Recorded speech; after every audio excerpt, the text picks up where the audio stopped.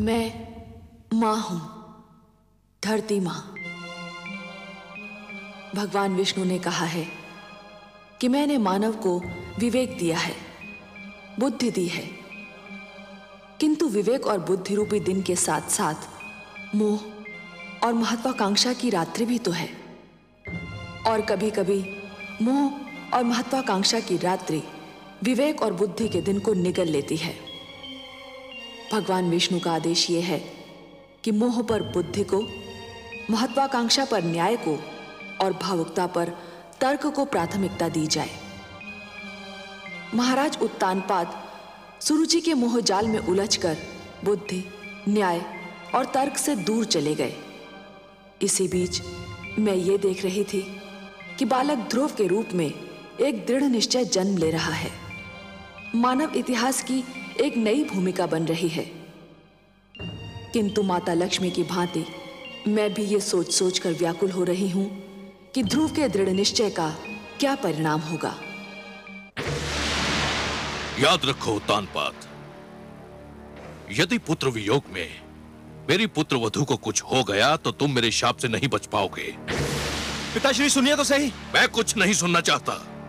पिताश्री, पिताश्री मुझे इतना कड़ा डंडा दीजिए पिताश्री।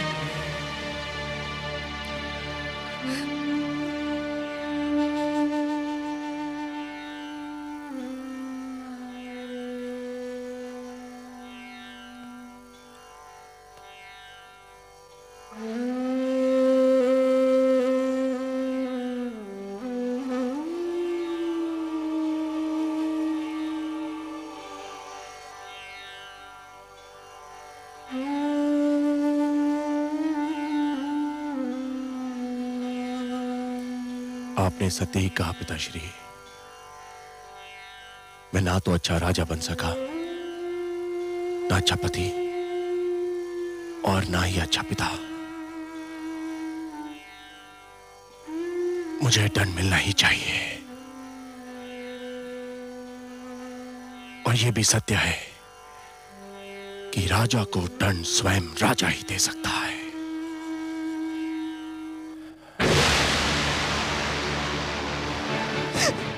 नहीं स्वामी, ये आप क्या कर रहे हैं? छोड़ दो, मुझे मर जाने दो।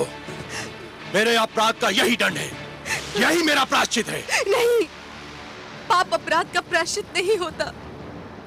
आत्महत्या पाप है और मैं आपको एक कदापि नहीं करने दूंगी।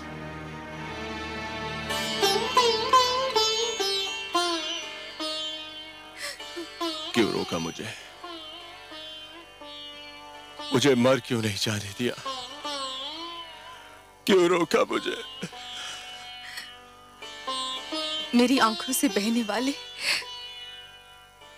पुत्र वियोग के अश्रुओं को तो आप पोंछ ना सके। मेरी मांग का सिंदूर पोंछ देना चाहते थे। गोद सूनी हो गई, मांग भी सूनी कर देना चाहते थे। पुत्र के लौटने की तो मैं प्रतीक्षा कर सकती हूँ। आपको कुछ हो जाए तो मैं क्या करूंगी? तो फिर मैं क्या करूं? मुझ में तो इतनी शक्ति भी नहीं है कि तुमसे क्षमा याचना कर सकूं। ऐसा ना कहिए महाराज। जब ऐसा ही है तो ऐसा क्यों ना कहूं? दोष तो मेरा ही था और दंड तुम भोग रही हो। पिताश्री ने आकर मेरी आंखें खोल दी, पर दुख तो इस बात का है कि आंखें तब खुली जब समय बीत चुका था। वर्षा तब हुई जब खेती सूख चुकी थी। अब भी समय है महाराज। पुत्र ध्रुव अभी दूर तक नहीं गया होगा। तो फिर ठीक है, मैं स्वयं जाऊंगा अपने पुत्र की खोज में। मैं स्वयं खोजूंगा अपने पुत्र ध्रुव को।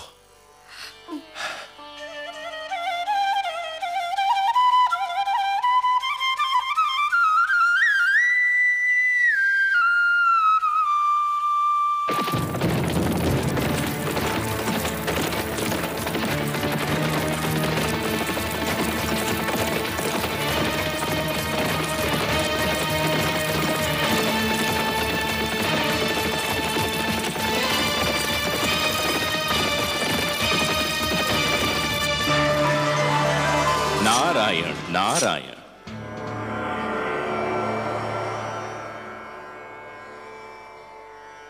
आज बहुत प्रसन्न दिखाई दे रहे हैं देवर्षि। प्रसन्न क्यों ना हूं सर्वेश्वर। धरती पर जब कोई अनुपम घटना घटती है तो मन इस प्रकार से खिल उठता है मानो बसंत बयार बहने से मधुबन। और आज तो मैंने वो दृश्य देखा जिसे देखकर मैं आनंद विभोर हो उठा।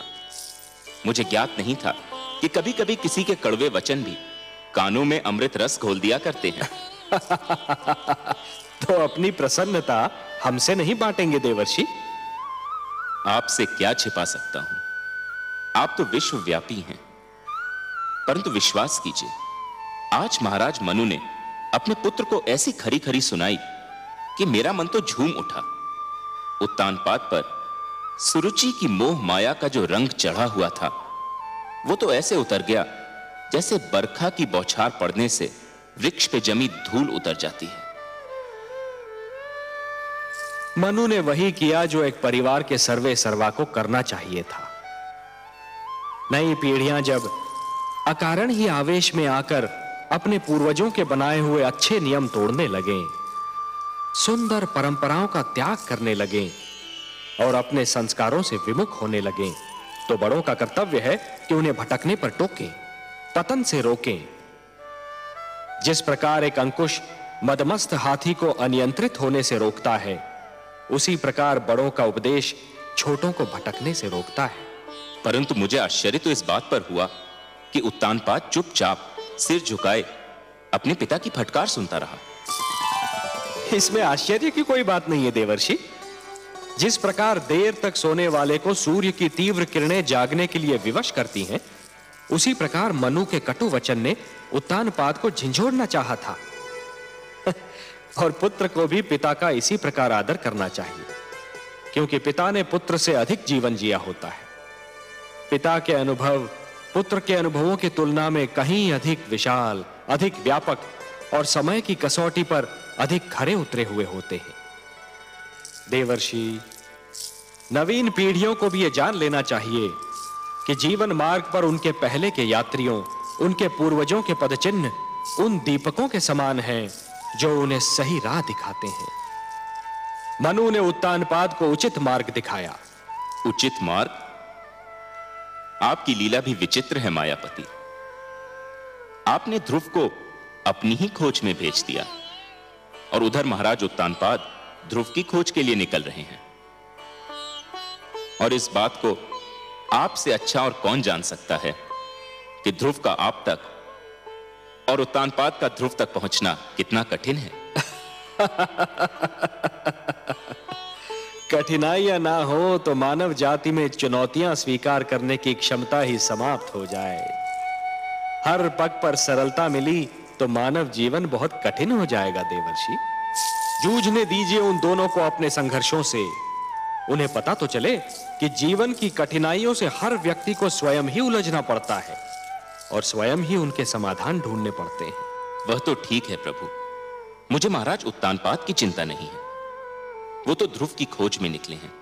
ध्रुव किन मार्गों पर जा सकता है, किन क्षेत्रों में जा सकता है, इसका ज्ञान है उनको। उन्हें किसी मार्गदर्शक की आवश्यकता नहीं है। मुझे चिंता ध्रुव की है प्रभु। वो तो आपकी खोज में निकला है। उसे तो अपने नगर के मार्गों का ज्ञान नहीं है, तो फिर क्षीरसागर के मार्ग का क्या ज्ञान होगा प्रभु? प्रश्न यह उठता है कि ध्रुव का मार्गदर्शन कौन करेगा?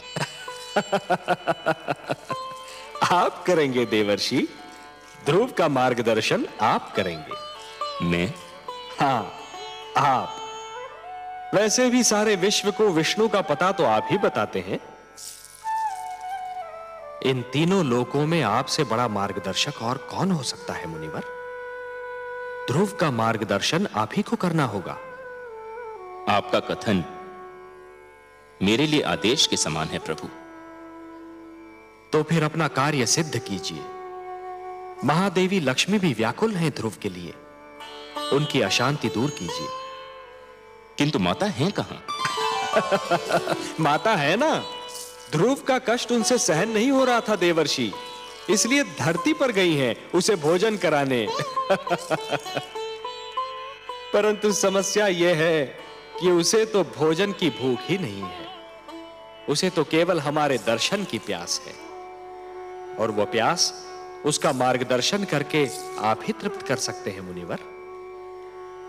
ठीक है प्रभु, यदि आप ये चाहते हैं कि आप भी मेरी परीक्षा लें तो ऐसा ही सही। मैं चेष्टा करूंगा कि ध्रुव उस मार्ग पर चले जो उसके लिए शुभ हो, मंगलमय हो। नारायण नारायण।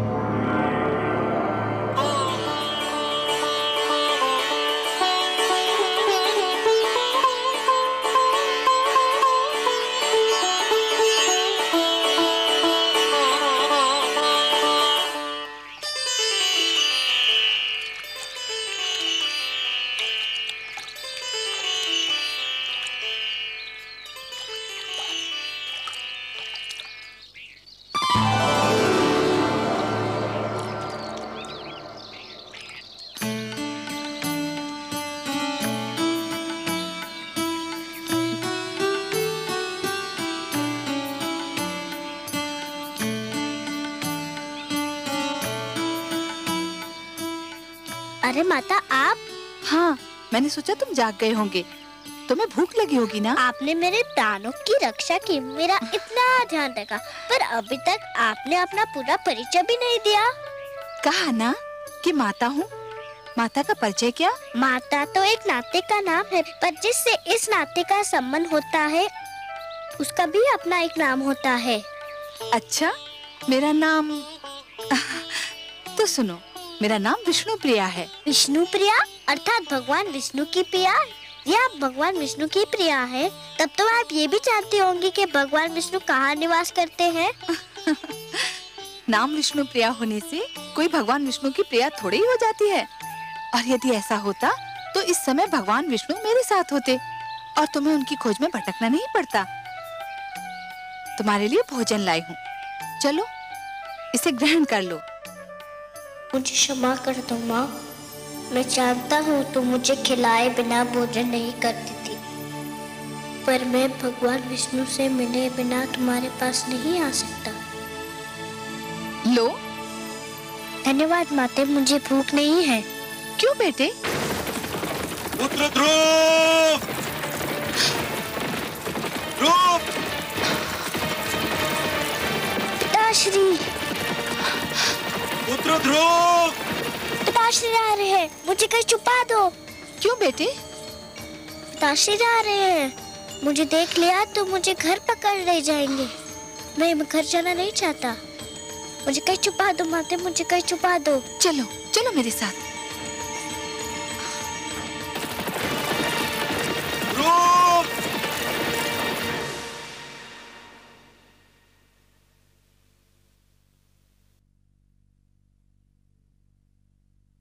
राजा ध्रुव कहाँ चले गए हैं माते? जहां भी गया हो, तुझे क्या करना है? मेरे लाल, जिस दिन तेरा जन्म हुआ था उसी दिन मैंने स्वप्न संजो लिया था कि राज मुकुट सिर्फ तेरे ही सर पर रखा जाएगा। उसी दिन मैंने मन में ठान ली थी कि राज सिंहासन पर सिर्फ तू ही बैठेगा, चाहे उसके लिए मुझे कुछ भी करना पड़े। भगवान की अपार कृपा है कि मुझे कुछ नहीं करना पड़ा। ध्रुव स्वयं ही चला गया। तेरी राह का एक ही कांटा था, वो भी दूर हो गया। परंतु पिताश्री तो उन्हें ढूंढने गए हैं।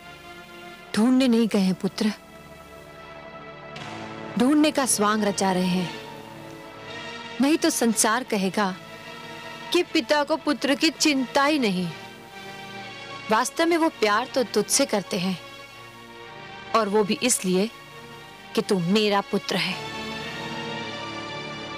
अब शीघ्र ही भोजन समाप्त कर ले, हमें बहुत से कार्य करने हैं।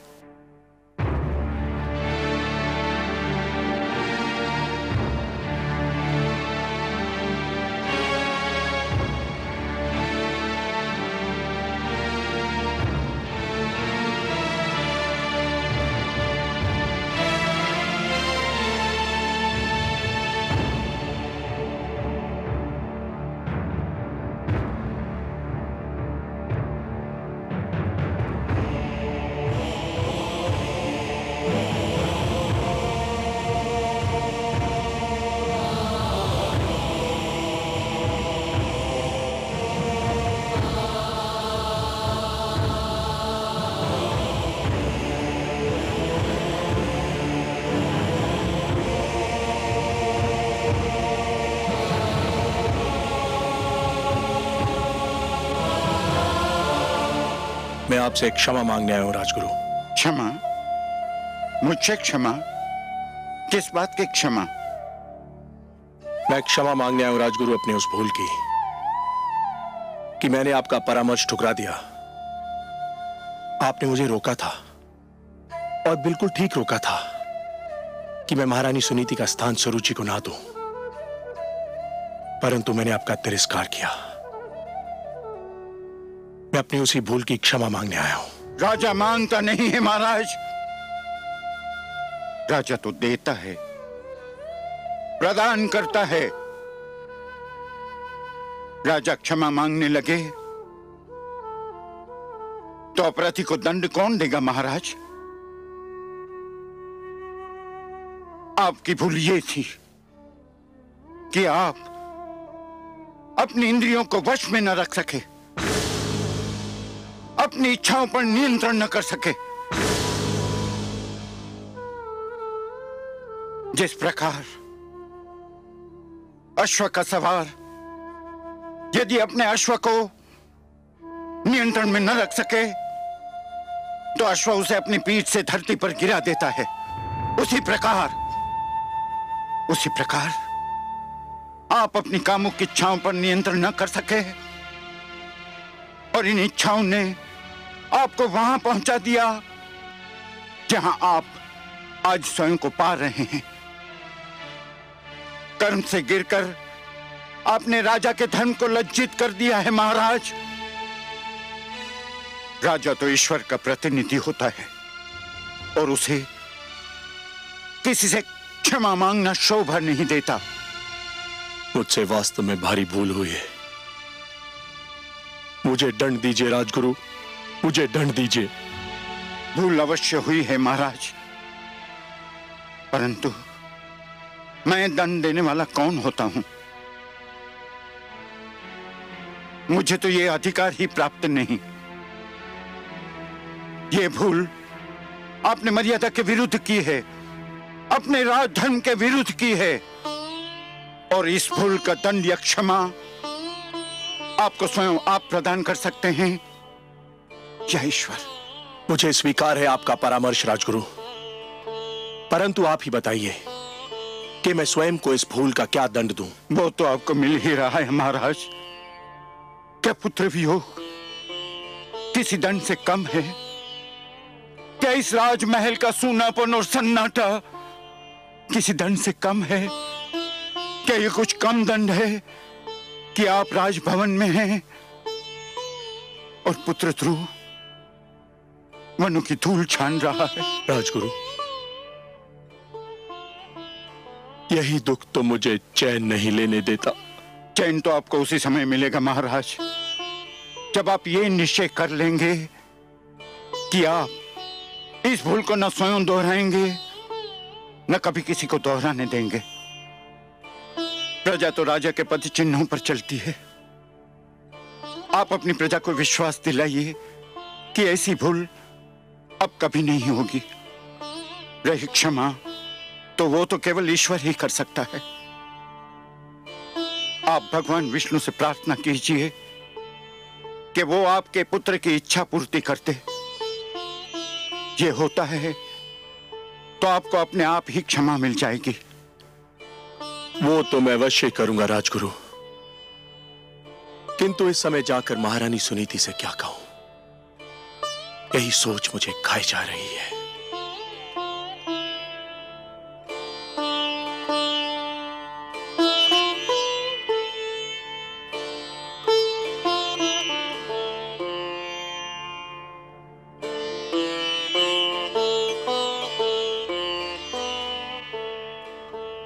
कुछ तो खा लीजिए महारानी जी। इसे ले जाओ दासी, मुझे भूख नहीं है। कब तक आप भूखी रहेंगी महारानी जी? कुछ तो खा लीजिए ना। कैसे खाऊं? न जाने मेरे ध्रुव ने कुछ खाया होगा कि नहीं।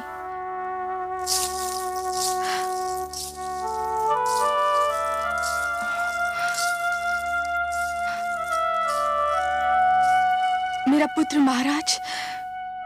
नहीं, कहीं नहीं मिला।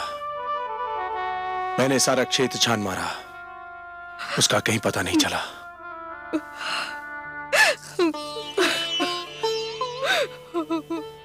सुनीति, ये सब मेरा ही किया धरा है। दिग्विजय उत्तानपाद अपने अनंतपुर में पराजित हो गया। सरुचि के मोह जाल में आकर हमने आप पर और अपने पुत्र ध्रुव पर बड़ा ही अन्याय किया है। ऐसा ना कहे महाराज, ये सब मेरे भाग्य का खेल है। एक बार और चेष्टा करके देख लेते हैं। इस बार मैं भी आपके साथ चलूंगी। वनों में, पहाड़ियों में, घाटियों में, हर जगह उसे पुकारूंगी। कभी तो सुनेगा अपनी माँ की करुणा भरी पुकार, कभी तो सुनेगा। एक महारानी होकर आप भटकती फिरे, नहीं, ये उचित नहीं है। महारानी सुनीति कदापि उचित नहीं है। एक महारानी के लिए उचित नहीं, एक माँ के लिए तो उचित है। पुत्र ठोकरे खाता फिर रहा हो तो माँ को महल में चैन कैसे मिलेगा? देर हो गई तो वो हमसे और दूर चला जाएगा। चलिए महाराज, चलिए।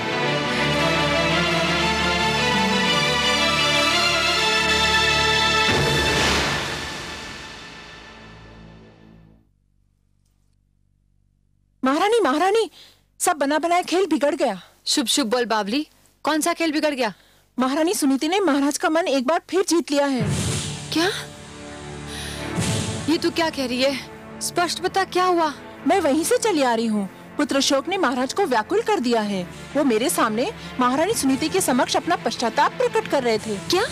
हाँ महारानी, और अब दोनों मिलकर राजकुमार ध्रुव की खोज में जा रहे हैं। कुछ कीजिए, वरना आपके सारे सपने चकनाचूर हो जाएंगे। नहीं, यह असंभव है। ऐसा नहीं हो सकता। मैं देखती हूँ कि महाराज कैसे जाते हैं।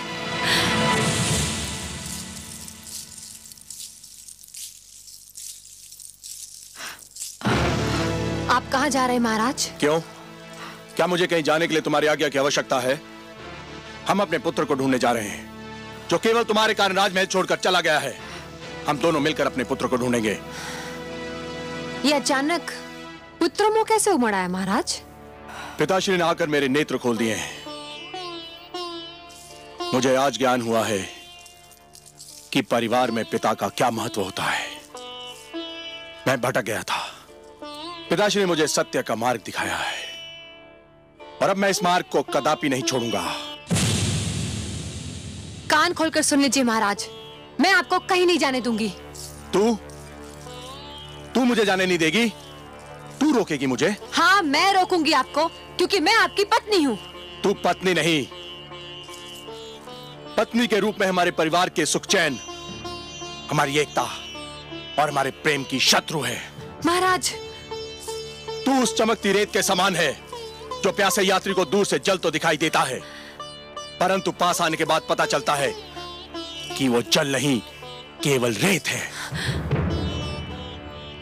पिताश्री ने आकर मुझे इस मोह जाल से मुक्त कर दिया है।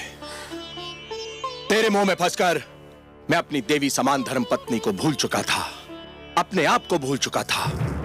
तो ये कहिए ना कि सुनीति ने अंत में आप पर अपना रंग जमा ही लिया। मैं सब समझती हूँ, इसी ने आपको मेरे विरुद्ध भड़काया है। ये बेचारी शोक की मारी किसी को क्या भड़काएगी? इसके मन में तो पुत्र वियोग की अग्नि दहक रही है। पर तू क्या जाने इस दुख को?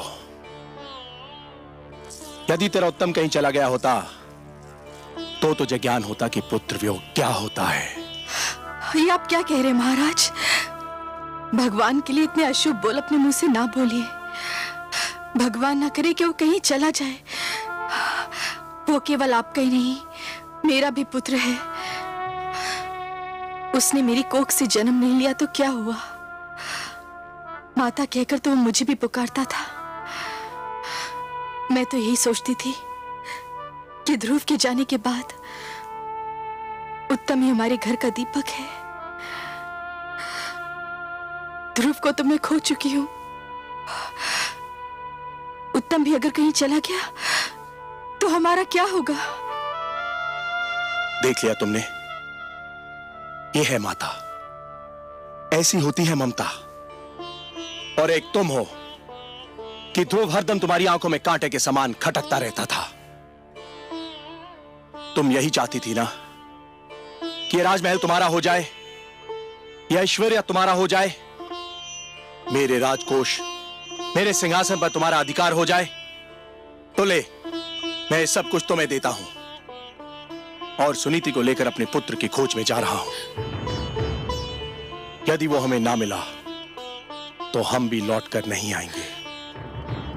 तू बिठा ले अपने पुत्र को राज सिंहासन पर और जैसे चाहे वैसे राज कर। हम जा रहे हैं। चलिए महारानी सुनीति। महाराज,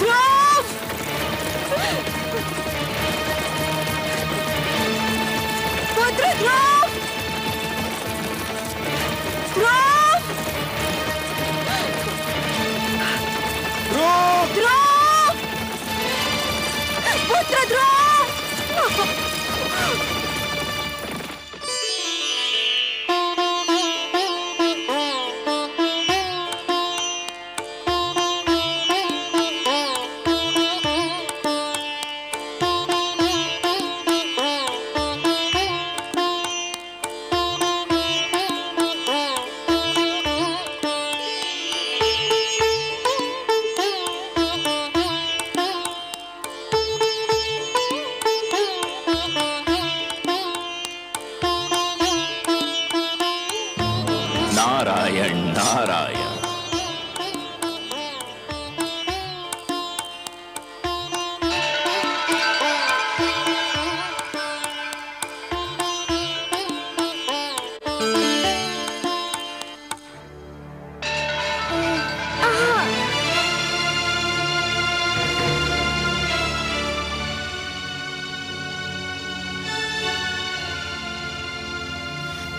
बालक, आप कौन है महात्मन? तुम प्यासे हो और मैं तुम्हारे लिए जल लाया हूं। क्या इतना जान लेना पर्याप्त नहीं है? मैं जल पीना नहीं चाहता। मैं भगवान विष्णु से मिलने जा रहा हूँ। बहुत लंबी यात्रा करनी है मुझे। जल नहीं पियोगे तो लंबी यात्रा कैसे करोगे? धर्म की साधना के लिए शरीर की रक्षा करना बहुत आवश्यक होता है बालक। लो, थोड़ा सा जल पी लो।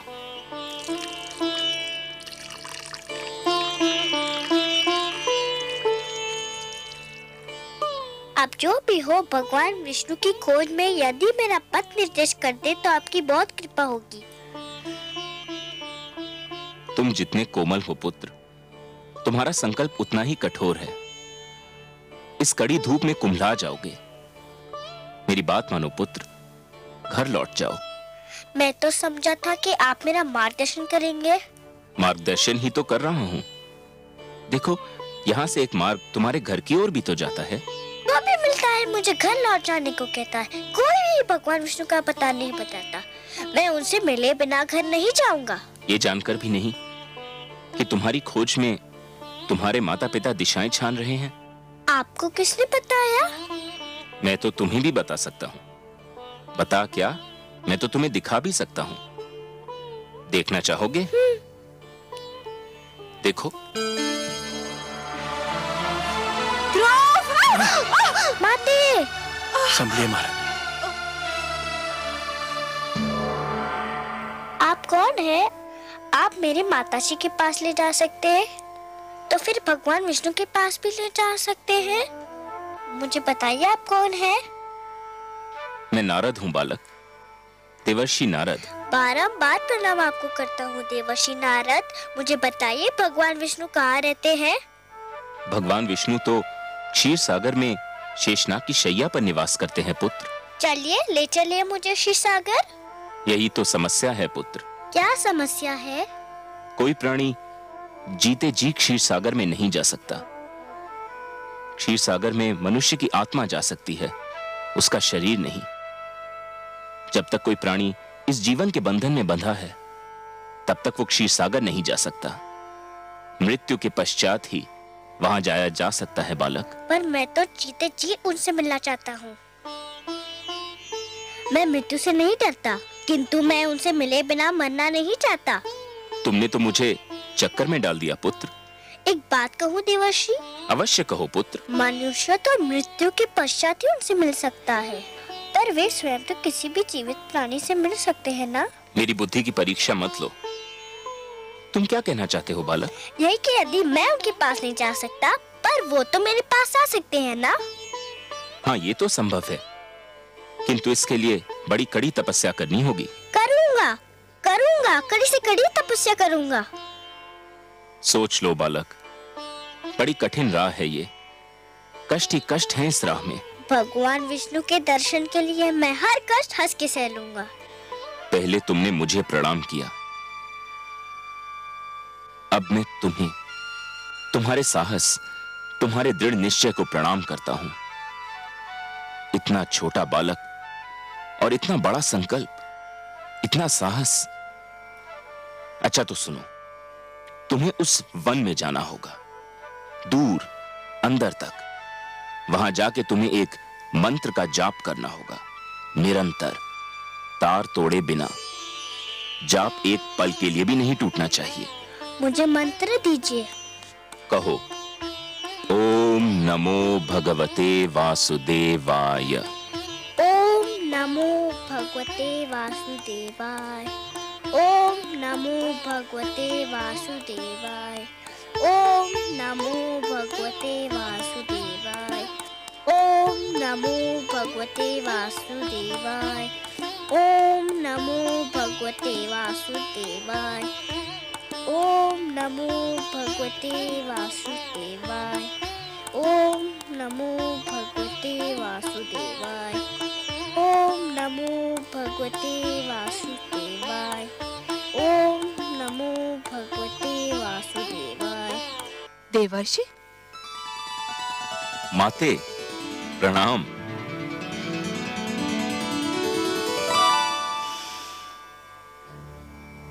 माते, क्या मुझसे कोई भूल हो गई है? आप मुझे कुछ रूठी रूठी सी दिखाई दे रही हैं। हाँ, मैं आपसे बहुत क्रोधित हूँ। आप भी कभी कभी ऐसे उल्टे सीधे काम करते हैं कि मन करता है आपसे कभी बात ही न करूं। मगर माते, नियम तो यह है कि दंड देने से पहले अपराध करने वाले को उसके अपराध के बारे में बताया जाता है। आपने तो मुझे अभी तक नहीं बताया कि मेरा अपराध क्या है। आपसे उत्तर नहीं बन पा रहा, इसके लिए बातें बना रहे हैं। मैं पूछती हूँ, उस छोटे से बालक को इतने घोर वन में भेजने की क्या आवश्यकता थी, जहाँ हर पग वन्य पशुओं और विषैले सर्पों का संकट है। ओ, तो माता मुझसे इसलिए रुष्ट हैं कि मैंने ध्रुव को वन में क्यों भेज दिया? और नहीं तो क्या, मंत्र का जाप ही तो करना था। वो तो ध्रुव वहां भी कर सकता था जहां आप उसे मिले थे। एक कोमल काया को इतना बड़ा कष्ट देने की क्या आवश्यकता थी? परंतु माते, जहां मैं ध्रुव से मिला था वह एक खुला क्षेत्र था। तो क्या हुआ? नारायण नारायण। माते, आपको तो पता है कि ध्रुव के माता पिता उसकी खोज में निकल चुके हैं। हाँ, मैं जानती हूँ। माते, किसी खुले क्षेत्र में ध्रुव उनकी दृष्टि से बच नहीं पाता। कभी न कभी वह उसे देख ही लेते। यदि वह उसे देख लेते तो फिर घर ले जाने का प्रयत्न करते।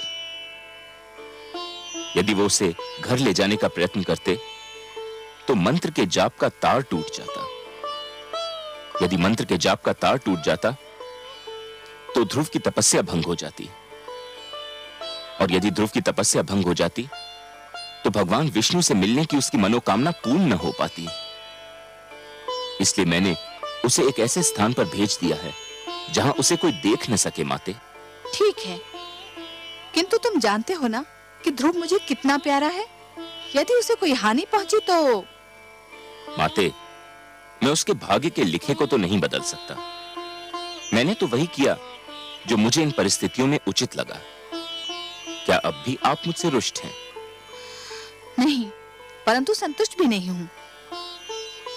एक बात कहूं माते? कहो। आप जब भी क्रोधित होकर मुझे डांटती हैं तो मुझे बहुत आनंद मिलता है। मुझे यूं लगता है मानो किसी सुंदर मधुवन से मुझ पर फूलों की वर्षा हो रही हो। नारायण नारायण।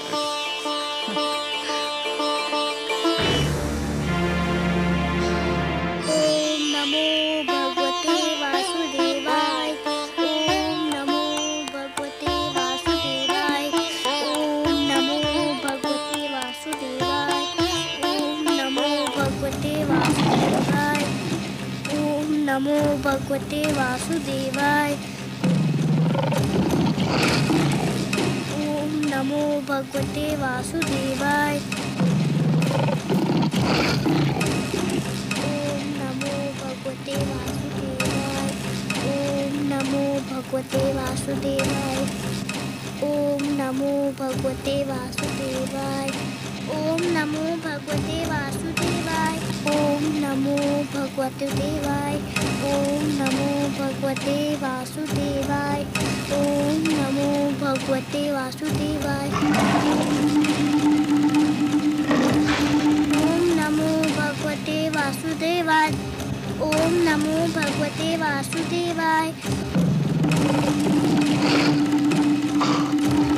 ओम नमो भगवते वासुदेवाय। ओम नमो भगवते वासुदेवाय। ओम नमो भगवते वासुदेवाय। ओम नमो भगवते वासुदेवाय। ओम नमो भगवते वासुदेवाय। नारायण नारायण। आइए देवर्षि, आइए, स्वागत है आपका। बताइए, तो क्या आपकी कृपा दृष्टि हुई ध्रुव पर? क्या आपका मार्गदर्शन मिला उसे? ध्रुव का मार्गदर्शन आपने भी किसके पास भेज दिया था मुझे? वो बालक है ना, न जाने किस मिट्टी का बना हुआ है। देखने में तो छोटा सा है, परंतु संकल्प इतना दृढ़ कि बड़े बड़ों की बुद्धि चकरा जाए। इतनी छोटी सी आयु में इतनी महान अभिलाषा, और अब इस बात पर अड़ा हुआ है कि भगवान को स्वयं ही उसके पास आना पड़ेगा, और इसके लिए कुछ भी सहने को तैयार है। प्रभु, उसका मार्गदर्शन करते करते तो मैं अपना मार्ग भूलते भूलते बचा। उसे मेरे मार्गदर्शन की आवश्यकता नहीं लगती प्रभु। आप ठीक कह रहे हैं देवर्षि, आप ठीक कह रहे हैं। पतंगा जब दीपक पर अपना सर्वस्व न्योछावर करने की ठान लेता है तो केवल एक ही वस्तु उसका मार्गदर्शन कर सकती है, दीपक की लौ और उस पर मर मिटने की इच्छा। फिर यही उद्देश्य उसका पूर्ण जीवन बन जाता है। ध्रुव के मन में जिस संकल्प ने जन्म लिया है देवर्षि, उस संकल्प की पूर्ति के लिए उसका मार्गदर्शन भी वही संकल्प करेगा। उस संकल्प के अतिरिक्त और कोई उसका मार्गदर्शन कर ही नहीं सकता। एक बात पूछने को मन कर रहा है जनार्दन। तो संकोच क्यों कर रहे हैं देवर्षि? पूछिए ना। हे विश्वेश्वर, जब ध्रुव के संकल्प से ही उसका मार्गदर्शन होना था, तो फिर उसके मार्गदर्शन के लिए आपने मुझे क्यों भेजा? यदि चंद्रमा उदित ही न हो देवर्षि, तो अंधियारी रात्रि के यात्री को कौन बताए कि उसकी यात्रा किस दिशा में होनी है?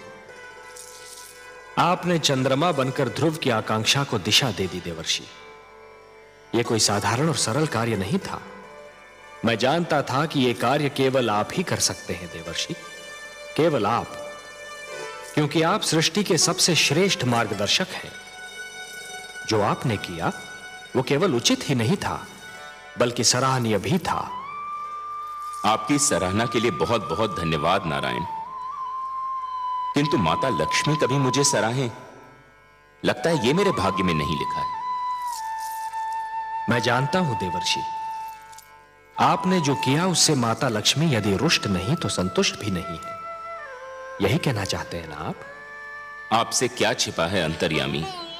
हां, माता मुझसे अप्रसन्न है। वो विवश है देवर्षि, अपनी ममता के कारण विवश है वो। उनसे तो किसी की पीड़ा नहीं देखी जाती, और फिर यह पीड़ा तो उसकी है जिसे उन्होंने स्वयं अपना पुत्र मान लिया है। इसलिए आप पर थोड़ा सा क्रोधित हो गई थी। और फिर क्रोध का प्रदर्शन भी तो अपनों से ही किया जाता है ना देवर्षि। आपको अपना समझती हैं, आप पर कृपालु हैं, इसलिए कभी कभी आप पर अपने क्रोध के पुष्प भी बरसाती रहती हैं। आपको भी तो आनंद मिलता है इससे। आपने मेरे मन की बात कह दी प्रभु। सच पूछिए तो माता के मुख से यदि कटुवचन भी निकले तो उनसे मधु की बूंदें टपकती दीख पड़ती हैं। किंतु माता अभी देवलोक लौटी नहीं क्या? ममता चिंता का दूसरा नाम है। आपने तो ध्रुव को भेज दिया वन में, अब माता का मन तड़प उठा कि कहीं वन के पशु उसे कोई हानि न पहुंचा दे। इस समय वो ध्रुव की रक्षा का प्रबंध करने शिव भार्या पार्वती से मिलने कैलाश पर्वत गई है। मैं मां हूं, धरती मां। जीने के कुछ नियम होते हैं, कुछ सिद्धांत होते हैं जिनका पालन करना मानव का कर्तव्य है। इन्हीं में से एक सिद्धांत यह है कि पूर्वजों के दिए हुए संस्कार को नई पीढ़ियां केवल इसलिए ना तोड़ें कि ये संस्कार पुराने हैं। इन संस्कारों में से एक संस्कार यह है कि पिता परिवार का स्वामी होता है।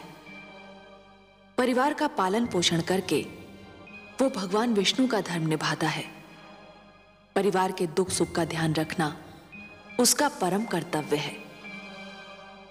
महाराज उत्तानपाद से इसी धर्म को निभाने में चूक हो गई।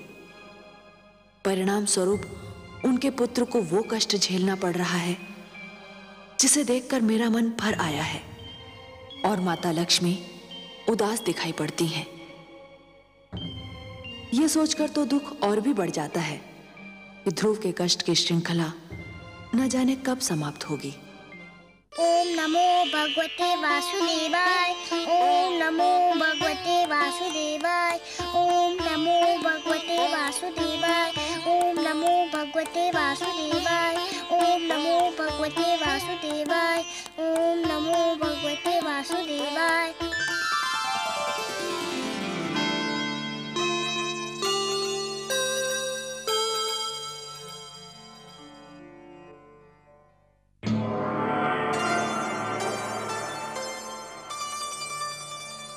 प्रणाम देवी। प्रणाम। हमारे अहोभाग्य कि विष्णु भार्या ने शिवलोक में पधारकर उसे पावन कर दिया। विराजिए। लेकिन देवी, यदि आप मेरे पति भोलेनाथ के दर्शन के लिए पधारी हैं, तो वो इस समय काशी में विराजमान है। मैं आपसे मिलने आई हूँ। तब तो मैं अपने भाग्य पर जितना गर्व करूं उतना कम है देवी। मेरी समझ में नहीं आता मैं इतने महान अतिथि का सत्कार किस प्रकार करूं। ये तो आपकी महानता है जो मुझे इतना सम्मान दे रही हैं, किंतु सत्य तो ये है कि आज मैं शिवलोक में अतिथि नहीं याचक बनकर आई हूँ। एक विनती लेकर उपस्थित हुई हूँ। विनती? कैसी बातें कर रही हैं देवी? आदेश दीजिए, आज्ञा दीजिए। संपूर्ण संसार जानता है शिव के हृदय में विष्णु वास करते हैं, परंतु देवी आपको चिंताग्रस्त देखकर मुझे आश्चर्य हो रहा है। मन में चिंता बैठी हो तो मुख दर्पण में उसकी छाया आ ही जाती है। जब कोई माँ अपने पुत्र के लिए चिंता करती है तब वो छिपाई नहीं छिपती। माँ, पुत्र? मैं कुछ समझी नहीं देवी। आप किस माँ और किस पुत्र की बात कर रही हैं? मैं अपने पुत्र की बात कर रही हूँ शिव भार्या। आपका पुत्र? ये कैसी पहेली बुझा रही हैं देवी? कोई पहेली नहीं है देवी। आप तो जानती हैं ना, मानव लोक के एक छोटे से बालक ध्रुव ने भगवान विष्णु से मिलने की ठान ली है और इसके लिए वो कोई भी कष्ट उठाने के लिए तैयार हो गया है। जानती हूँ देवी, लेकिन वो आपका पुत्र तो नहीं है। अवश्य नहीं है, पर मैं उसे अपना पुत्र मान चुकी हूँ। उसने भी मुझे माँ कहा है। देवी, यदि मेरे योग्य कोई सेवा हो तो आपकी आज्ञा सिर माथे पर। आदेश दीजिए। नन्हा ध्रुव घने वन में घोर तपस्या कर रहा है। उस वन में भयानक पशु हैं। मुझे भय है मेरे ध्रुव पे कोई संकट ना आ जाए। देवी, वनराज आपके वाहन हैं, उन पर आपका अधिकार है। मेरे ध्रुव पे कोई संकट ना आए, यही प्रार्थना लेकर मैं आपके पास आई हूँ। बस इतनी सी बात देवी। यदि इसी चिंता ने आपको पीड़ित कर रखा है तो इसे अपने मन से निकाल फेंकिए। मैं आपको आश्वासन देती हूँ कि वत्स ध्रुव पर आंच भी नहीं आने दूंगी। आप कितनी महान हैं। त्रिलोक के सबसे बड़े दानी की आप हृदय स्वामिनी हैं। आपका हृदय इतना विशाल है कि जो भी आपसे सहायता मांगने आता है उसे आप निराश नहीं करती। अब मुझे विश्वास हो गया है कि मेरे ध्रुव का अमंगल नहीं होगा। आपकी जय हो देवी पार्वती, जय हो।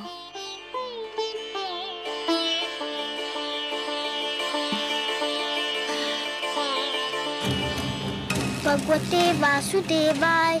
ओम नमो भगवते वासुदेवाय। ओम नमो भगवते वासुदेवाय। ओम नमो भगवते वासुदेवाय। ओम नमो भगवते वासुदेवाय। ओम नमो भगवते वासुदेवाय। ओम नमो भगवते वासुदेवाय। ओम नमो भगवते वासुदेवाय।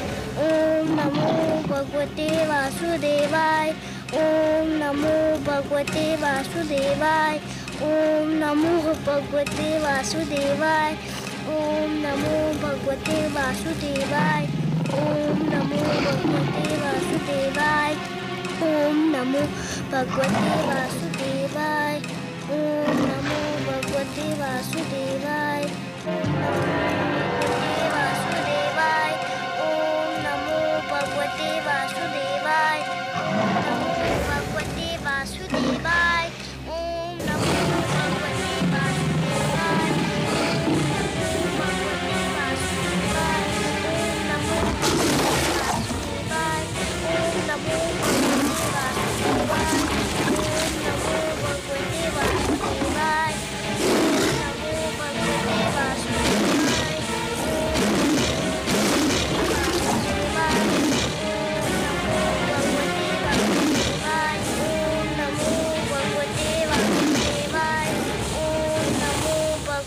वासुदेवाय। ओम नमो भगवते वासुदेवाय। ओम नमो भगवते धन्य हो पुत्र, वासुदेवाय। धन्य है तुम्हारी ये तपस्या, तुम्हारा ये विश्वास, तुम्हारा ये दृढ़ निश्चय। पुत्र, तुम्हारी ऐसी तपस्या से तो बड़े बड़े ऋषि मुनि भी सीख लेंगे। तुम्हारा सदैव कल्याण हो, यही मेरा आशीर्वाद है। तुम्हें सदैव सफलता मिले पुत्र, यही मेरी कामना है।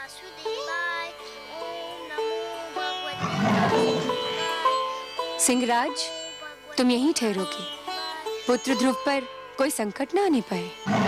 नमो भगवते वासुदेवाय। ओम नमो भगवते वासुदेवाय। नमो भगवते वासुदेवाय।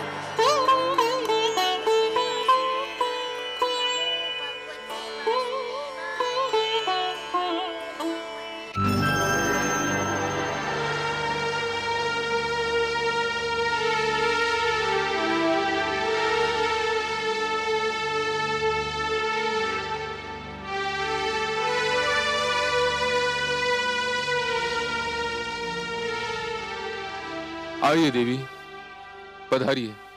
कहिए कैसा रहा आपका ध्रुव अभियान? आपकी कृपा से भोलेनाथ, ध्रुव को कोई हानि नहीं पहुंची। वो बाल बाल बच गया। मैं सही समय पर वहां पहुंच गई थी। परंतु देव, मेरे आश्चर्य की सीमा ही नहीं रही ये देखकर कि बालक ध्रुव ने इतना सब कुछ हो जाने के पश्चात भी आंख तक नहीं खोली, जैसे कि उसे ज्ञान ही न हो कि वो किन संकटों में घिरा हुआ है। वातावरण से अनजान वो बालक आंखें मूंदे दृढ़ संकल्प के साथ मंत्र जाप करता रहा। इसमें आश्चर्य की क्या बात है देवी? ध्रुव का तो अर्थ ही होता है अटल और दृढ़ निश्चय। जो अटल है वो ध्रुव है, जिसे कोई अपने स्थान से डिगा नहीं सकता, वही ध्रुव है। कितने भाग्यशाली होंगे वो माता पिता देव जिनका वो पुत्र है। देवी, भाग्य की परिभाषा सभी अपने अपने ढंग से और अपनी अपनी स्थिति के अनुसार करते हैं। बालक ध्रुव के माता पिता अवश्य भाग्यशाली हैं, किंतु यह सत्य अभी तक उन पर विदित नहीं हुआ है।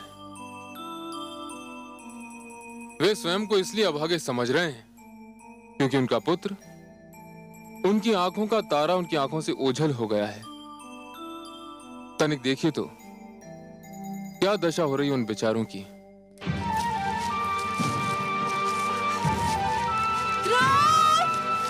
पुत्र ध्रुव!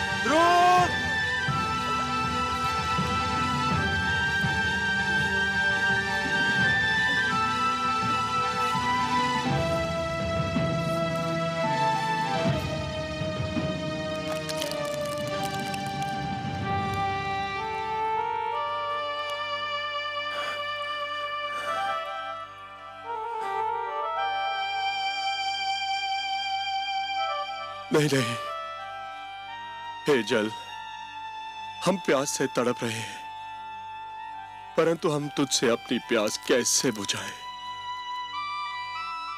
न जाने हमारे लाडले पुत्र ध्रुव की प्यास तूने बुझाई है या नहीं। कहीं ऐसा ना हो कि हम तुझसे अपनी प्यास बुझा लें और हमारा पुत्र तेरी एक एक बूंद को तरसता रहे। नहीं, हम अपनी प्यास बुझाकर ऐसा पाप नहीं कर सकते, नहीं कर सकते, नहीं कर सकते।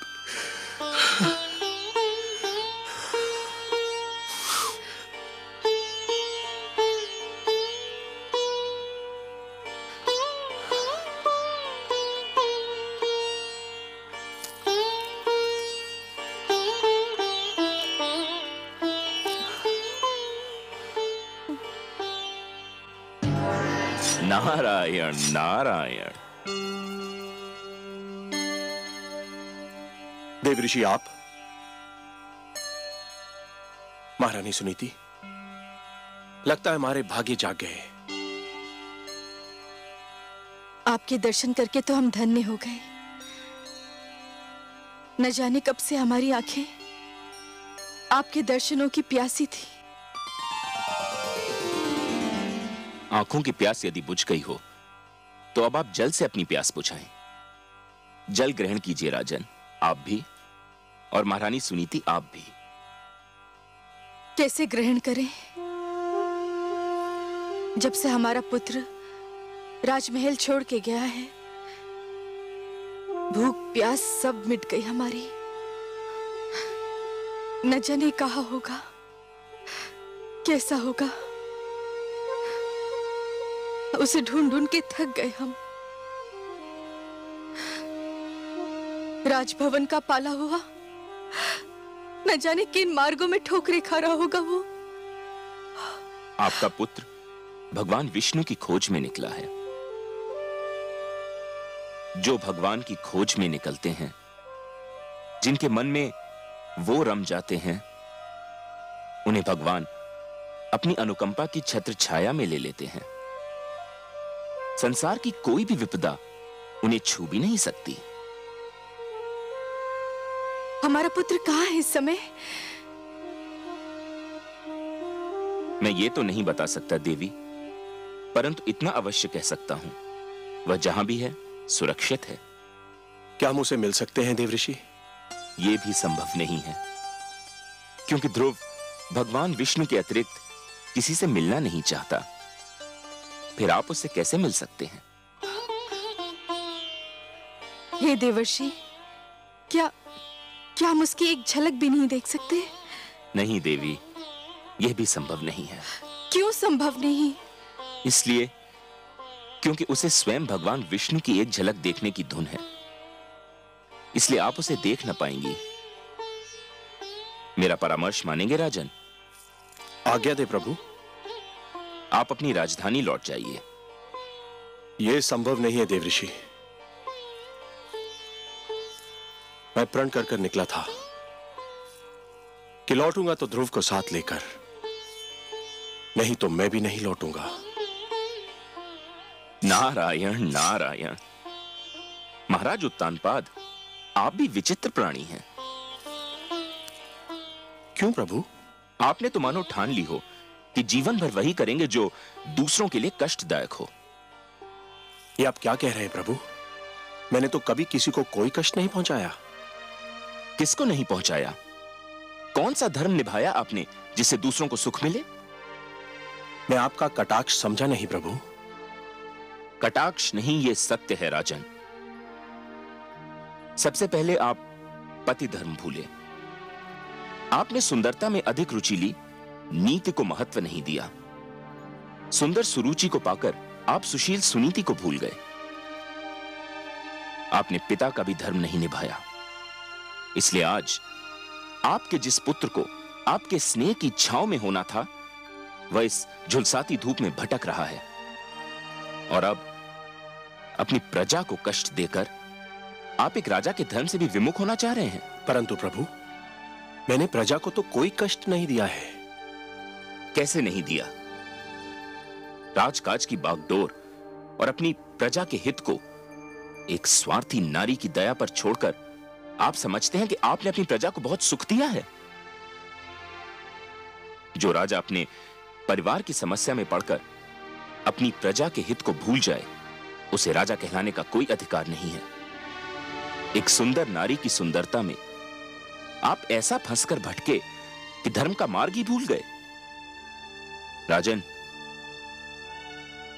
जब एक व्यक्ति भटकता है तो केवल वही व्यक्ति भटकता है, किंतु जब एक राजा भटकता है तो पूरा देश भटक जाता है, राष्ट्र भटक जाता है। आप सत्य कहते हैं प्रभु, परंतु मेरे लिए अपने पुत्र को भूल पाना संभव नहीं। मैं राजा अवश्य हूं, पर पिता भी तो हूं।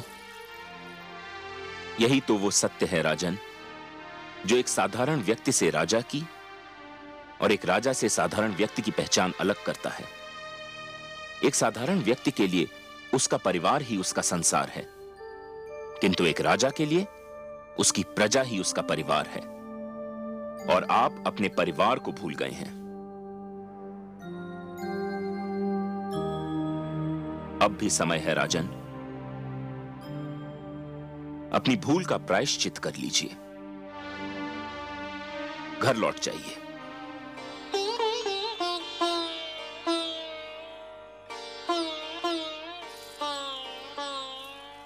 देवर्षि, आप तो मेरे पूज्य पितामह हैं, सृष्टि के सबसे महान पथ प्रदर्शक हैं। आपने तो सदैव ही भटकों को मार्ग दिखाया है। आपने मुझे भी धर्म का मार्ग दिखाया है। मुझे मेरी भूल बताकर आपने बड़ा उपकार किया है। प्रणाम है आपको, बारंबार प्रणाम है। आपकी आज्ञा शरोधार्य करके मैं अपने परिवार, अपनी प्रजा के पास वापस लौटता हूं।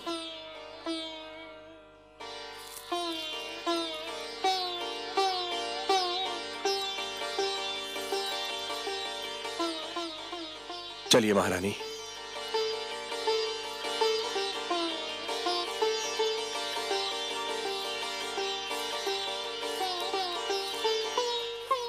चलो, माता पिता को तो सद्बुद्धि मिल गई, अब देखें ध्रुव की स्थिति क्या है। नारायण नारायण। ओम नमो भगवते वासुदेवाय। ओम नमो भगवते वासुदेवाय। ओम नमो भगवते वासुदेवाय। ओम नमो भगवते वासुदेवाय। ओम नमो भगवते वासुदेवाय।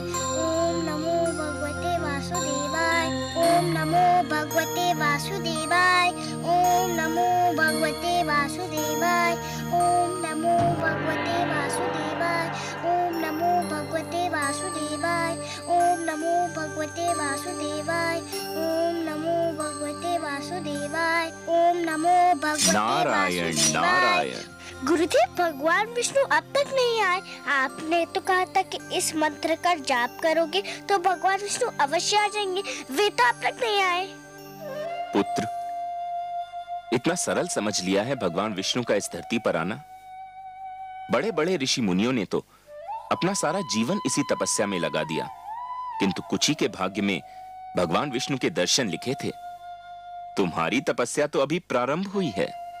मुझे और कितनी तपस्या करनी होगी उनके दर्शन पाने के लिए? वत्स, फल अपने निर्धारित समय पर ही पकता है। कली भी निर्धारित समय पर ही फूल बनती है। सूर्य, चंद्रमा, प्रभात, संध्या, ये सब एक क्रम चक्र से बंधे हैं। इनका उदय होना, अस्त होना, आना जाना, ये सब निर्धारित समय से ही होता है।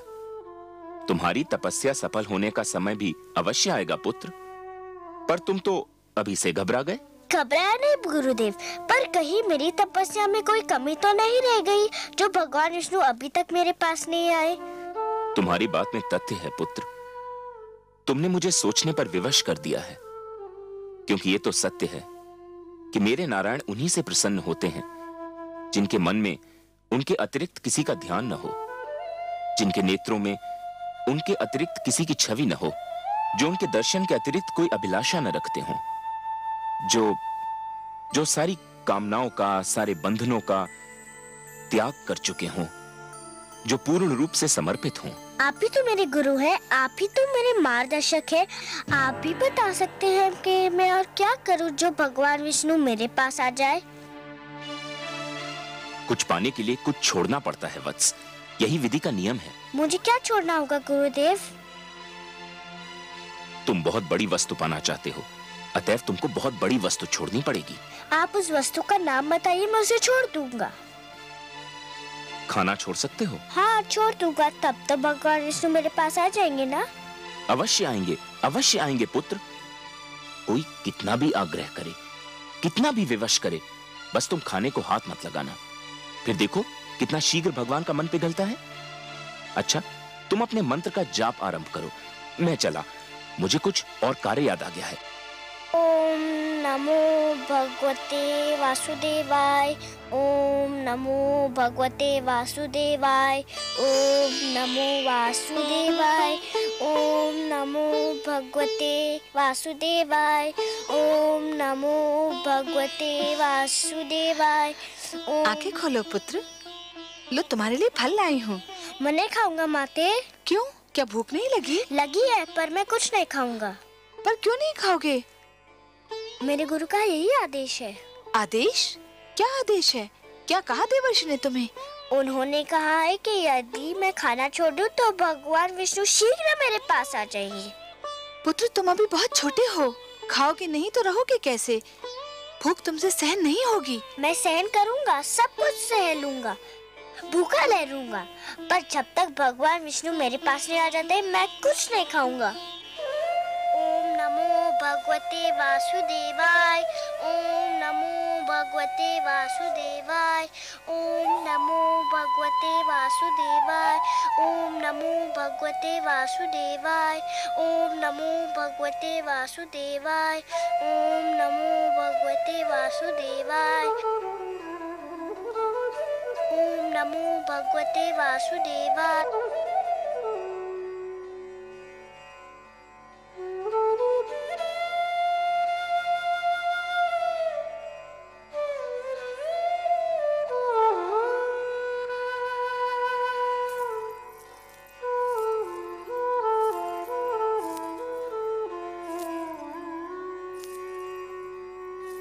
आपका मुख आपके मन का दर्पण है देवी। मन में चिंता हो तो उसकी छाया आपके मुख पर कहीं दूर से दिखाई देने लगती है। और आज तो आप सिर से पांव तक चिंता की मूर्ति बनी हुई हैं। सब कुशल तो है? कुशल कहाँ कमल नयन, देवर्षि नारद को न जाने समस्याएं खड़ी करके क्या आनंद आता है। एक और नई समस्या खड़ी कर दी उन्होंने। अब कौन सा नया पुष्प खिलाया उन्होंने? पहले तो उसे वन में तपस्या करने के लिए छोड़ दिया। मुझे यही चिंता क्या कम थी कि वन के पशुओं से उसकी रक्षा कैसे होगी। और अब उन्होंने ध्रुव को आदेश दिया है कि आहार भी त्याग दे। देवर्षि ध्रुव के गुरु हैं। गुरु की आज्ञा का पालन करना शिष्य का कर्तव्य होता है। गुरु तो भगवान से भी बड़ा होता है। इसका अर्थ ये हुआ कि आप भी देवर्षि से सहमत हैं? वो तो नन्हा सा बालक है, तनिक सोचिए तो, आहार त्यागने से उसकी क्या दशा हो जाएगी। क्षमा कीजिए प्रभु, संभवतः आपको भी उसकी पीड़ा पर दया नहीं आ रही। ये आप नहीं बोल रही हैं देवी, ये आपके भीतर समाई हुई एक नारी, एक मां बोल रही है। यही समझ लीजिए करुणा सिंधु, पर मुझसे उसकी दशा देखी नहीं जाती। दया कीजिए उस पर, दया कीजिए मुझ पर। मुझे आपसे सहानुभूति है देवी, पर मुझे खेद है, मैं पक्षपात नहीं कर सकता। पक्षपात? कैसा पक्षपात प्रभु? धरती पर मनुष्य लोक में मेरे अगणित भक्त हैं। माना कि ध्रुव सर्वस्व त्याग कर मेरा दर्शनाभिलाषी है देवी, परंतु जो मेरे साधारण भक्त हैं उनका भी तो मुझ पर अधिकार है। आप तो जानती हैं देवी कि जो भी सच्चे मन से मुझे पुकारे मैं उसी का हो जाता हूं। तो फिर यह कैसे संभव है देवी कि मैं अपने असंख्य भक्तों को भूलकर केवल एक बालक को कृतार्थ करूं? देवी, सूर्य अपना प्रकाश बांटते समय राजा के महल और दीन की कुटिया में अंतर नहीं करता। वर्षा का बादल मधुवन पर बरसता है तो मरुस्थल की प्यास भी बुझाता है। तो फिर यह कैसे संभव है देवी कि मैं अपने भक्तों में पक्षपात करूं? हे महादेवी, ये मत भूलिए कि ईश्वर भी ईश्वरत्व के नियम से बंधा है, और ईश्वरत्व का नियम है समानता। मेरी दृष्टि में समस्त मानव जाति समान है। मैं धरती पर जा अवश्य सकता हूं देवी, किंतु समस्त मानव समूह के कल्याण के लिए, केवल किसी एक के कल्याण के लिए नहीं। चाहे मेरा ध्रुव भूख प्यास से दम ही क्यों न तोड़ दे। मैं आपसे पहले भी कह चुका हूं देवी कि मैं विधाता के कार्यों में हस्तक्षेप नहीं कर सकता। मुझे आपसे सहानुभूति है, परंतु यदि विधाता ने उसके भाग्य में यही लिख दिया हो तो फिर यही होकर रहेगा।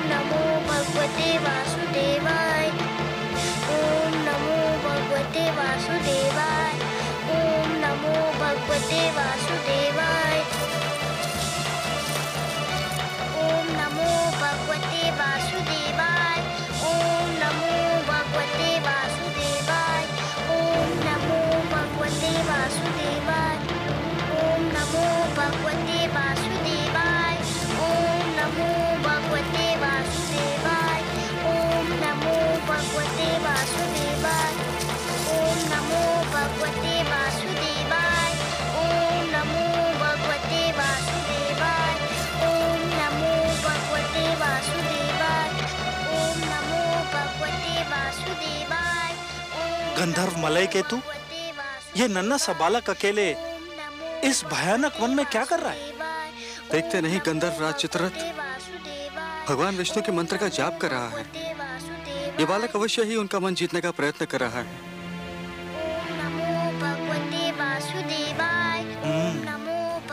ये तो चिंता का विषय है गंधर्व राज। है तो सही, कहीं इसकी तपस्या हमारे स्वर्ग के स्वामी के लिए कोई संकट ना खड़ा कर दे। तब तो हमें तुरंत देवराज इंद्र को सूचित करना चाहिए। चलो, कहीं देरी ना हो जाए। भगवते वासुदेवाय, ओम नमो भगवते वासुदेवाय, ओम नमो भगवते वासुदेवाय।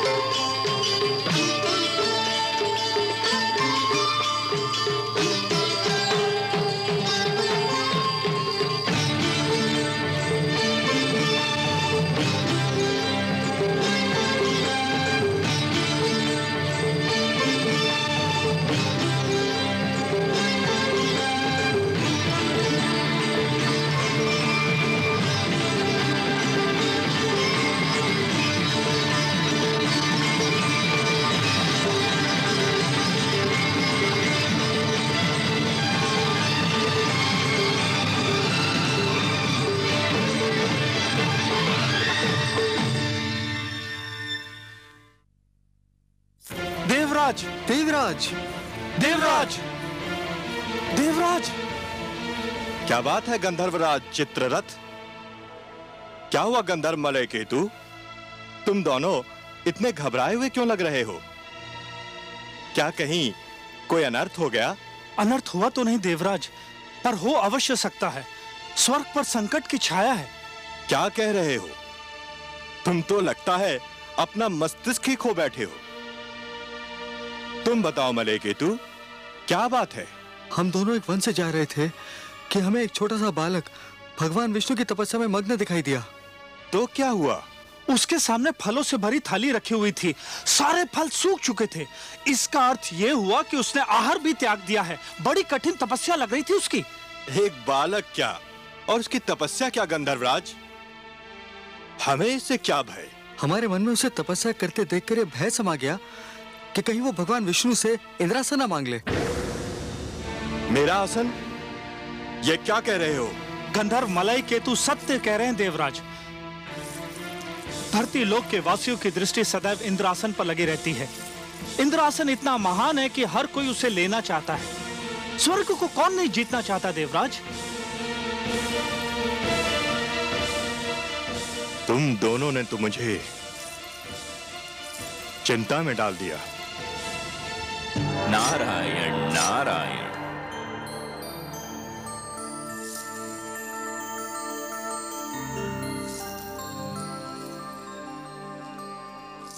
बड़ी शुभ घड़ी में पधारे आप देवर्षि। मैं सोच ही रहा था कि अपनी चिंता का भागीदार किसे बनाऊं कि आप आ गए। मैं आपकी कोई सेवा कर सका तो स्वयं को धन्य समझूंगा। आपको ज्ञात है कि एक बालक वन में भगवान विष्णु के लिए तपस्या कर रहा है? हाँ, मैं जानता हूं उस बालक का नाम ध्रुव है। क्यों कर रहा है वो तपस्या? बड़ा विचित्र प्रश्न है देवराज। क्या आप किसी को तपस्या करने का भी अधिकार नहीं? परंतु उसकी तपस्या का कोई तो उद्देश्य होगा। तपस्या, साधना, भक्ति और आराधना ये व्यक्तिगत कार्य हैं देवराज। जो जिसकी पूजा करता है वही उसका उद्देश्य समझता है। आराधक और आराध्य के बीच आने का किसी को भी अधिकार नहीं। मुझे इतना भोला न समझिए देवर्षि। धरती के वासी स्वार्थ के बिना ईश्वर की पूजा भी नहीं करते। इस बालक का भी अवश्य ही कोई स्वार्थ है। मानता हूं देवराज, आप सत्य कह रहे हैं, किंतु ध्रुव के विषय में कहना उचित न होगा। क्यों? मानव लोक के वासियों के मन में साधारणतया दो ही प्रलोभन होते हैं। या तो उन्हें सत्ता का लोभ होता है या फिर धन का। ध्रुव महाराज उत्तानपाद का ज्येष्ठ पुत्र है, सो उसे सत्ता का क्या लोभ होगा? सत्ता तो आज नहीं तो कल उसके हाथों में आनी ही है। और आप तो जानते ही हैं देवराज कि धरती पर जिसके हाथों में सत्ता होती है उसके चरणों में धन का ढेर लग जाता है। सो ध्रुव को धन का भी लोभ नहीं हो सकता। हमारे गंधर्व तो कुछ और ही सोचते हैं। क्या सोचते हैं आपके गंधर्व? इनका विचार है और हमारे विचार में इनका विचार कुछ अनुचित भी नहीं कि ध्रुव भगवान विष्णु से वरदान में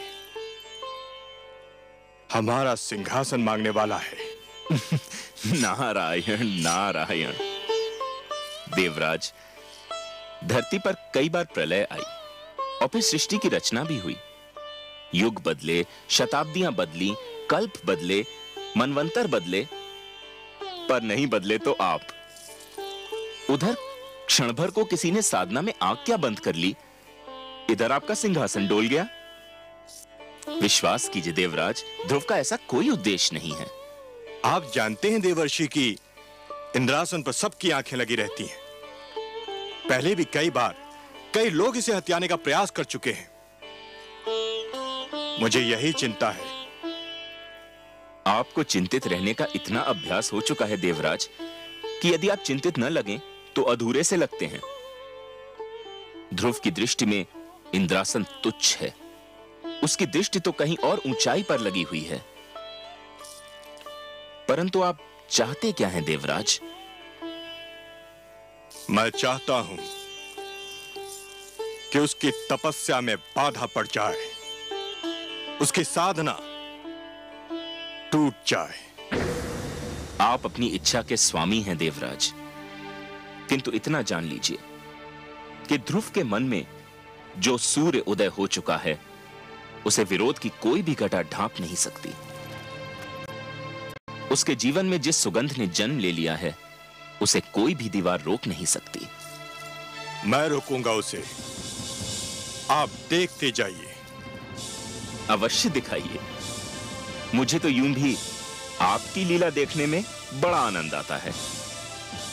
नारायण नारायण। रक्षिता, आज्ञा देवराज।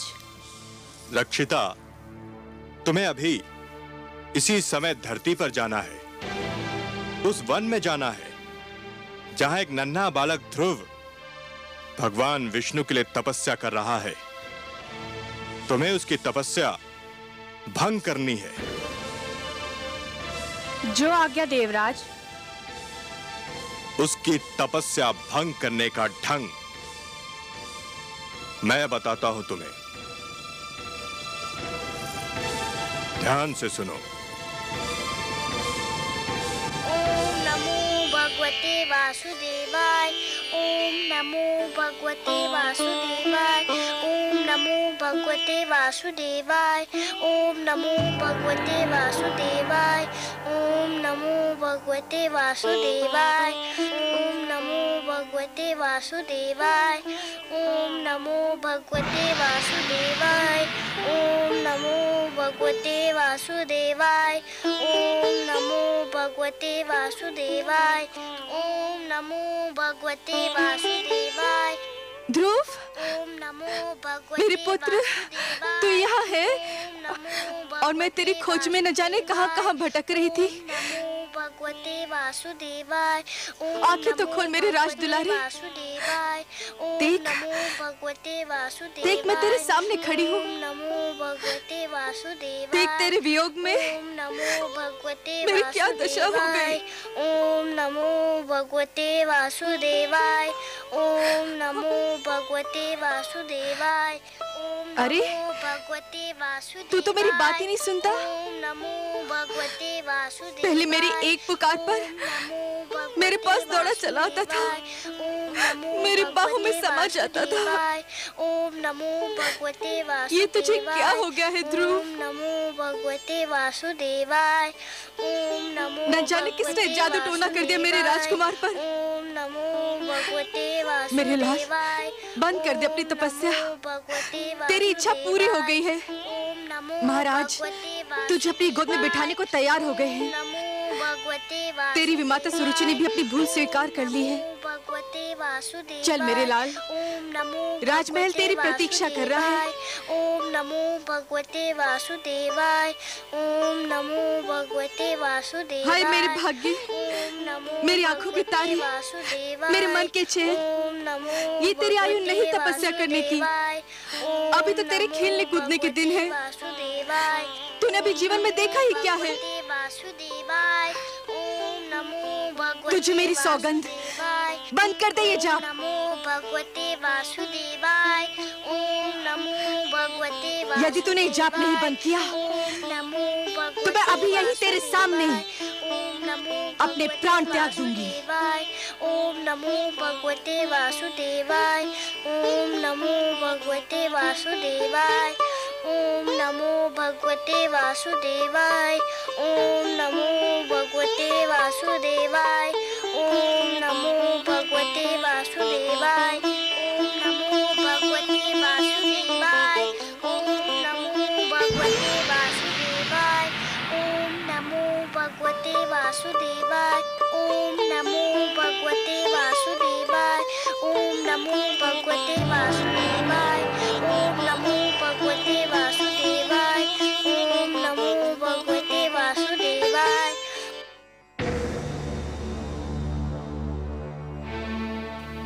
तुमने खाना छोड़ दिया है। यदि पानी पीना भी छोड़ दो तो भगवान विष्णु और भी शीघ्र तुमसे मिलने आ जाएंगे। ओम नमो भगवते वासुदेवाय। ओम नमो भगवते वासुदेवाय।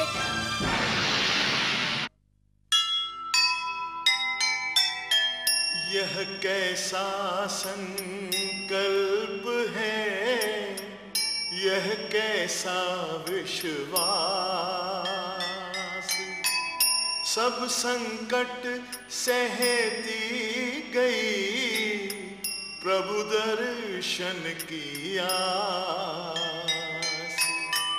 देवलोक में मच गया भीषण हाहाकार। डिगा नहीं ध्रुव का हृदय, देव गए सब हार। देव गए सब हार। नुपुरा